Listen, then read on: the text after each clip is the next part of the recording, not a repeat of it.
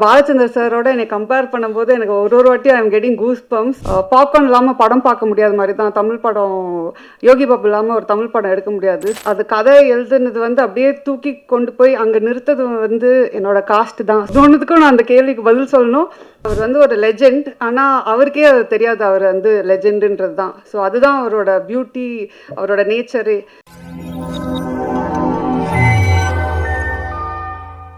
எல்லாருக்கும் வணக்கம்.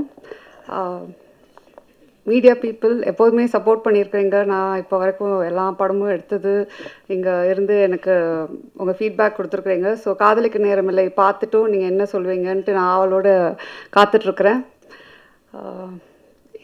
ஜெயம் ரவி கிட்ட நான் காதலிக்கு நேரமில்லை அப்போ பேர் கூட டைட்டில் கூட இல்லை, இந்த கதை மட்டும் இருந்துச்சு. அவர்கிட்ட சொல்லும்போது இப்போ இருக்கிற ஆக்டர்ஸ் நீங்கள் பார்த்தீங்கன்னா படத்தில் எத்தனை கத்தி வரும், எத்தனை கன்ஸ் வரும், எத்தனை சண்டை வரும், ஃபஸ்ட்டு எடுத்தோடனே அதுதான் அவங்க கேட்பாங்க. இந்த படத்தில் ரவி நம்ம ஒரு பட்டர் நைஃப் கூட யூஸ் பண்ண மாட்டோம் அப்படின்னு சொன்னேன். தைரியமாக அந்த படம் யூஸ்வலாக ஒரு ஆக்டர் கொஞ்சம் ஆக்ஷன் படமே பண்ணிகிட்ருக்கிறேன், நான் அந்த இமேஜ் நான் மெயின்டைன் பண்ணணும், இந்த இமேஜ்க்குள்ளே நான் திருப்பி வந்துட்டேன்னா அப்படின்ற ஒரு குழப்பம் இருக்கும். ரவிக்கு ரொம்ப கிளியராக ஃபஸ்ட்டு எடுத்தோடனே நான் பண்ணுறேன், அவ்வளோதான். அதுக்கப்புறம் நோ லுக்கிங் பேக், வேறு எதுவுமே கேள்வி கேட்கல. தைரியமாக என்னை நம்பி அவர் இந்த கதை பண்ணார். So thank you Ravi. அண்ட் நீங்கள் பாலச்சந்தர் சாரோட என்னை கம்பேர் பண்ணும்போது எனக்கு ஒரு வாட்டி I am getting goose bumps because I am so overwhelm by that. I adore him. Nithya Menen நான் அவங்க சொன்ன மாதிரி அவங்கக்கிட்ட கதை சொல்லும்போது எனக்கு தெரியும் அவங்க ரொம்ப செலக்டிவாக கதை பண்ணுவாங்க. அண்ட் ஆல்ரெடி அவங்கள பற்றி என்ன நான் கேள்விப்பட்டிருக்கிறேன்னா அவங்க எல்லாத்துலேயும் ரொம்ப கரெக்டாக இருப்பாங்க, ஸ்ட்ரெயிட் ஃபார்வர்டாக இருப்பாங்க. சம்டைம்ஸ் சில இடத்துலலாம் கொஞ்சம் ஸ்ட்ரிக்டாக இருப்பீங்கன்னு கூட நான் கேள்விப்பட்டிருக்கிறேன். ஸோ வென் ஐ மெட் யூ, நான் அந்த ஒரு இதில் தான் இருந்தேன். ஸோ ஃபஸ்ட் டைம் ஷூட்டிங் போகும்போது அவங்ககிட்ட நம்ம எப்படி பேசுறது, டக்குன்ட்டு ஏதாவது இதாகுமா, ஏதாவது அவங்க கொஞ்சம் ஸ்ட்ரிக்டாக இருப்பாங்களா? ஏன்னா எனக்கு வேறு I am exact opposite from till today. Yeah exactly. But அதுதான் வெளியில் ஏன் அப்படி பேர் உங்களுக்கு ஸ்ட்ரிக்ட் ஆஃபீஸர்ன்னு இருக்குன்னு தெரில. Till today I feel like that it's a friendship that is going to last foreverன்ற மாதிரி தான். ஸோ அந்த அளவுக்கு கம்ஃபர்ட், அந்த அளவுக்கு காதலிக்க நேரமில்லைக்கு ஒன் ஆஃப் த மெயின் பில்லர்ன்னு சொல்லலாம். சொன்ன மாதிரி ரவி சொன்ன மாதிரி அவங்களோட கேரக்டர் அந்த போல்டாக அதை ஏற்றுட்டு பண்ணுறது நிறைய பேர் அது பண்ண மாட்டாங்க. So thank you Nithya. And Vinay அவர் இந்த படத்தை ஓகே எனக்கு ஃபஸ்ட் டைம் மீட் பண்ண படம் அவருக்கு கதை சொல்லும்போது அப்படியே யோசிச்சாரு, கிரு ஓகேயா இது எப்படி அது மாதிரி ஏதாவது டைப் காஸ்ட் பண்ண, அதெல்லாம் எதுவுமே இல்லை Vinay. we have to break certain things in society.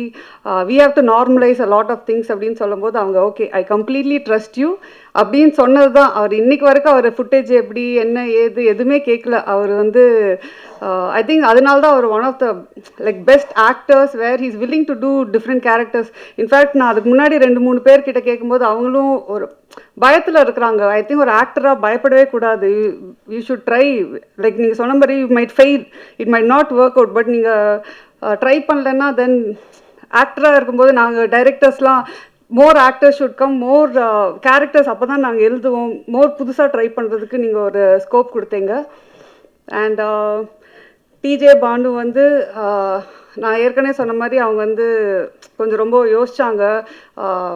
ஒரு சப்போர்ட்டிங் ஆக்டராக ஆனால் ரொம்ப இம்பார்ட்டண்ட்டான ரோலாக எனக்கு very close to my heart அந்த கேரக்டர். ஸோ ஃபஸ்ட்டு இல்லை ஐ எம் நாட் டூயிங், நான் மெயின் லீட்ஸ் கொஞ்சம் பண்ணுறேன். பட் இது ஒரு ஸ்மால் பட் இம்பார்ட்டன்ட் ரோலாக இருந்துச்சு. ஃபஸ்ட்டு பண்ணலன்ட்டாங்க. அதுக்கப்புறம் என் டீமில் ஒரு 20 பேர் ஃபோட்டோ காட்டியிருப்பாங்க, 20 பேரோட வீடியோஸ் காட்டினாங்க, எல்லாமே காட்டினாங்க. நான் எல்லாத்தையும் பார்த்துட்டு இவங்க நல்லா இருக்காங்க, ப்ரொடக்ஷன் எல்லாருமே சொன்னாங்க. எல்லாம் அந்த 20 பேரையும் பார்த்துட்டு திருப்பி நான் டிஜே பானுல தான் நிற்பேன். திருப்பி அவங்களுக்கு ஃபோன் பண்ணுவேன், கொஞ்சம் கன்சிடர் பண்ணுங்களேன், இல்லை பரவாயில்ல, திருப்பியும் ஒரு ரவுண்டு போகும். அது மாதிரி ஃபைனலாக சரி இவங்க நான் நடிக்கலைன்னா இவங்க என்னை விட மாட்டாங்கன்ற இதுலேயே அவங்க ஓகே சொன்னாங்க. So I am happy. நான் அவங்கக்கிட்ட சொன்னேன், ரமன் சார் அவங்களோட தீம்க்கு ஒரு சாங்கு அவ்வளோ பியூட்டிஃபுல்லாக அவனை போட்டு வச்சுருக்காங்க. So at least for that reason I think you should be really happy doing this film. And of course Yogi Babu வந்து காஸ்ட் பண்ணுறதே வந்து படத்தில் யோகி பாபு இருந்தாருன்னா ஷூட்டிங் அவர் வந்துட்டு போனாவே கலகலன்ட்டு இருக்கும். நான் சொன்ன மாதிரி பாப்கார்ன் இல்லாமல் படம் பார்க்க முடியாத மாதிரி தான் தமிழ் படம். யோகி பாபு இல்லாமல் ஒரு தமிழ் படம் எடுக்க முடியாது. ஸோ யோகி பாபுவும் இருந்துட்டு நாங்கள் வந்து ஜாலி பண்ணுறதுக்கே அவர் வந்து காஸ்டிங் பண்ணிக்கலாம். And of course Lakshmi ma'am, Mano sir, John Kokken, with you வந்து ஒரு சீன் தான் வருவாங்க, ஆனால் அவங்க நச்சுன்ட்டு ஒன்று பண்ணிட்டு போயிருப்பாங்க. ஸோ எனக்கு வந்து ஐ திங்க் காதலிக்கு நேரமில்லையில் வந்து அது கதை எழுதுனது வந்து அப்படியே தூக்கி கொண்டு போய் அங்கே நிறுத்தது வந்து என்னோட காஸ்ட் தான். So thank you all very much. இந்த படம் வந்து நீங்கள் இப்போது ஒரு விஷுவல் பார்க்குறீங்க, ஒரு எடிட் பேட்டர்ன் பார்க்குறீங்க. இந்த படம் இந்த அளவுக்கு வந்து எனக்கு ரொம்ப திருப்தி கொடுத்துருக்குன்னா இவங்க 2 பேக் போன் தான் விஷுவல்ஸ் வந்து பார்த்துட்ருக்குறேன். அண்ட் கேமிக் பொறுத்த வரைக்கும் அவர் வந்து அகெயின் நோ ஈகோ. சம்டைம்ஸ் அந்த டைரக்டர் அண்ட் கேமராமேன் வந்து ஒன்றா ஜாயின் பண்ணதுக்கு ஒரு ஈகோ இல்லாமல் ஒரு கொலாபரேஷன் பியூட்டிஃபுல்லாக ஒர்க் அவுட் ஆகணும். அது எனக்கும் கேமிக்கும் நடந்துச்சு இந்த படத்தில். ஸோ அதனால தான் நீங்கள் சொல்ல மாதிரி இந்த படமே ஃப்ரம் பிகினிங் டு எண்ட் வந்து it was lovely shooting. Daily காலைல ஐயோ ஸ்கூலுக்கு போகணுமேன்றதுலாம் ஜாலியாக ஸ்கூலுக்கு போகலாம் லஞ்ச் கட்டிட்டுன்ற மாதிரி தான் நாங்கள் எல்லாம் மீட் பண்ணுவோம். அண்ட் கிஷோர் சொன்ன மாதிரி அதாவது அந்த எடிட் ரூமில் நாங்கள் 2 பேரும் நிறையா கற்றுக்கிட்டோன்னு நினைக்கிறேன். ஒரு ஃபில்ம் மேக்கிங்னாவே அங்கே நிறையா விஷயம் நாங்கள் கற்றுக்கிட்டு டிஸ்கஸ் பண்ணி ஒரு ஷார்ட்டும் ஒரு இதுவும் நிறைய நாங்கள் வந்து சேஞ்ச் பண்ணி but it was a learning experience for me and Kishore. அதுதான் சொல்லுவேன். ஸோ அஃப்கோர்ஸ் ப்ரொடக்ஷன் வந்து எல்லோரும் நினச்சிப்பாங்க இது ஏன் ப்ரொடக்ஷன் ஹவுஸ் அப்படின்றது. ஆனால் சத்தியமாக அப்படி இல்லை. ஒன்றுத்துக்கும் நான் அந்த கேள்விக்கு பதில் சொல்லணும். வந்து கேள்வி கேட்பாங்க, என்ன இந்த பட்ஜெட், என்ன இங்கே வேறு என்ன அப்படின்னு கேள்வி கேட்பாங்க. அதுக்கு நான் வந்து I hope I was like producers director. நீங்கள் வெளியில் அதை ஸ்ப்ரெட் பண்ணிங்கன்னா எனக்கு வேறு ப்ரொடக்ஷன் சான்சஸ் கிடைக்கும். So thank you. Of course Rahman sir பற்றி என்னால் வந்து எவ்வளோ மேடை போட்டாலும் பேசிகிட்டே இருப்பேன்னு நினைக்கிறேன். நான் அவர்கிட்டே வந்து பேசிகிட்டே இருப்பேன். சார் நீங்கள் எனக்கு அப்படின்ற மாதிரி அவர் வந்து சரிம்மா கண்ட்ரோல் யுவர் செல்ஃப்ன்ற மாதிரி தான் இருப்பார். ஒரு பாட்டும் போடும்போது நான் அப்படியே அங்கே வந்து அப்படியே கண்ட்ரோல் பண்ணிகிட்டு இருப்பேன் என்னோடய ஃபீலிங்ஸை. சூப்பராக பாட்டு ஒரு பாட்டுமே வந்து டைம் எடுத்து போட்டு try this out, if you don't like டெல்லுன்னு வேறு சொல்லுவார். எனக்கு வந்து எப்படி அவருக்கு பிடிக்கல, ஃபர்ஸ்ட் ஆஃப் ஆல் எப்படி ஒரு ரஹ்மான் சார் பாட்டு பிடிக்காமல் இருக்க முடியும், பிடிக்கலனாலும் எப்படி சொல்கிறதுன்ற போது ஒரு பாட்டில் எனக்கு சார் இது வந்து கொஞ்சம் அந்த மூடுக்கு செட் ஆகலை சார் அப்படின்னு சொன்னால் அப்படியா சரி ஓகே வேறு போட்டு கொடுத்துர்லான்னு தான்.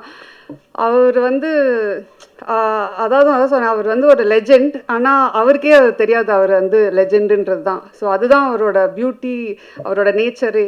எனக்கு வந்து I think all of us should strive to be like Rahman sir. அவர் அவ்வளோ ஒரு இதில் இருந்து கூட most humble person I've ever met. So I think இந்த ப்ராஜெக்டே எனக்கு ட்ரீம் கம் ட்ரூவாக வந்துச்சு. எல்லோரும் நீங்களும் இந்த படத்தை பார்த்து என்ஜாய் பண்ணுவீங்கன்றது தான் நாங்கள் இந்த படம் எடுத்துருக்குறோம். So thank you very much and happy Pongal to every one.